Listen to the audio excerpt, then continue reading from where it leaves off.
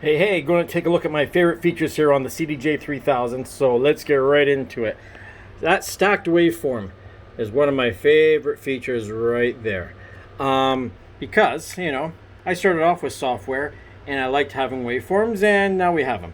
Don't really need them, but it's nice. So if you got that going,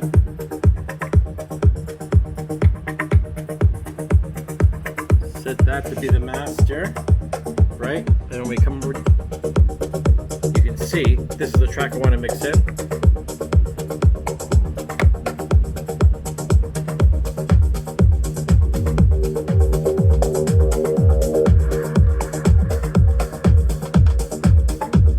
Now, my other one that I like, check this out. So you're seeing here, this is our master. There's the key, right? We come over here, we got key sync.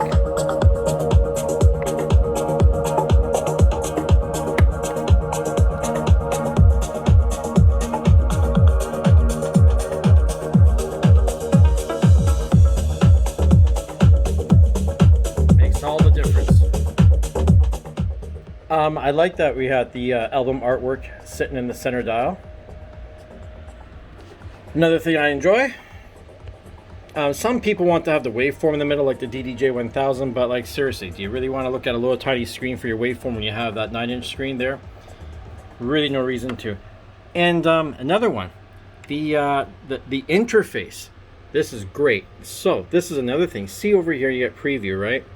If you have a DJM 900 Nexus 2 or the V10, what you can do is when you hit the Q link over here, right, what that does, because everything's all linked together, if I'm just browsing tracks, I can just see how it's going on my headphones. I can just touch anywhere and drag through.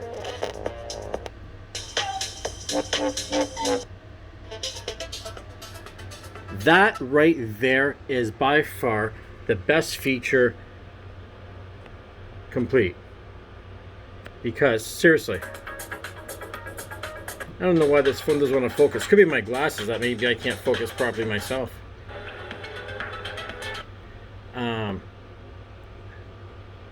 Two fingers of scroll.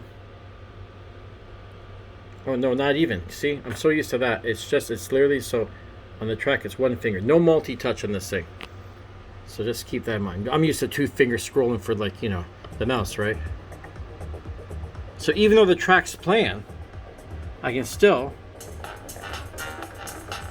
that's like wonderful, man, because like you could be like this. So I'm listening to that track and I can just like drop things in just to kind of get an idea if something's gonna feel, you know what I mean? If I just wanna jump around and pick them. So yeah, that right there is one of the better features. Geez, what else? You can change the font size. And just the overall everything about it, you know what I mean? Like I really, you know, if you're used to just using CDJs, controlling everything like this works great. But, you know, if you want to get right into it and, you know, you got your playlist and then you just, oh, I don't have the link on here. That's great, man. I like that. The hot cues. There's another one people don't talk about too much.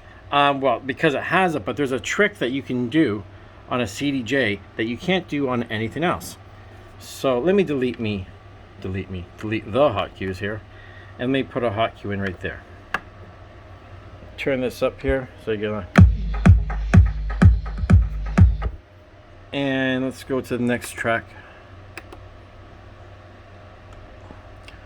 Actually, let's go to this track right here, and I'm going to do another hot cue right there. Right, so check this out. And then if I put on my slip mode,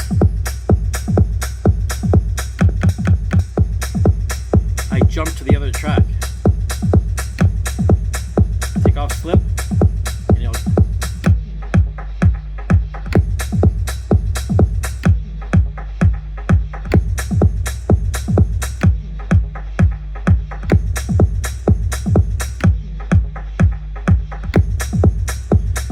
course, see that beat jump. Finally, got a decent beat jump, and it's even easy to control it. If you hold down the call delete button and adjust your beat jump with the arrows here, you can jump up or down, jump to 64, and go like this. Running circles in your mind.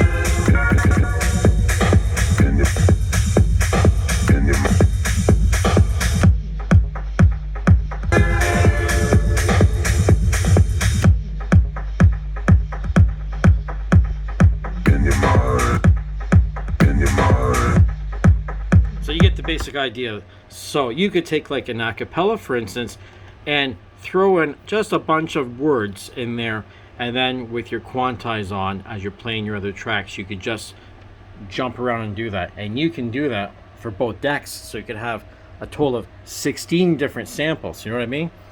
That's pretty hardcore. You got your key shift. I don't know if I'm ever going to use key shift like this.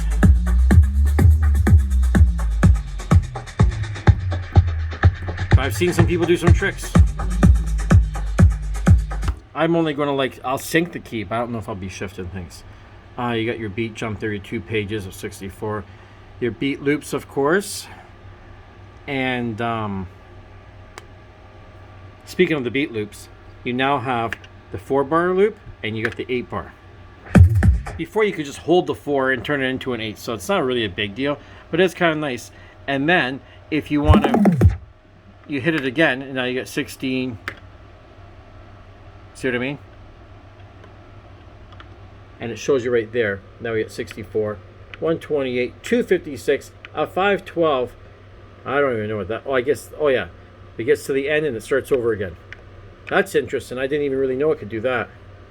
So you know, if you run out of track and you just want to go back to the beginning, I don't know why, but I guess if you want to loop something, loop the whole goddamn song for the whole night. What else?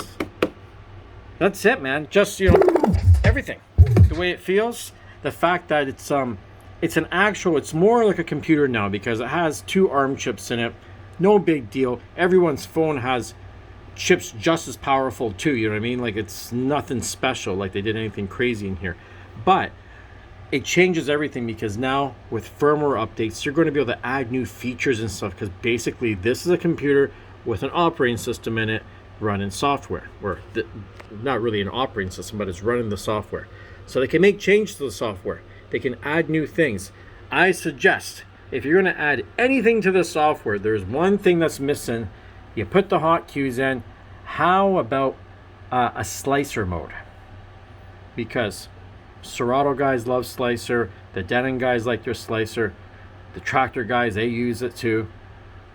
So that's easy. The hotkeys are already there. You can put something on the screen, another little button that I push, and it turns into the slicer. That'd be pretty simple. Or you know, get innovative and put a step sequencer in it. Do like a Tractor kind of thing.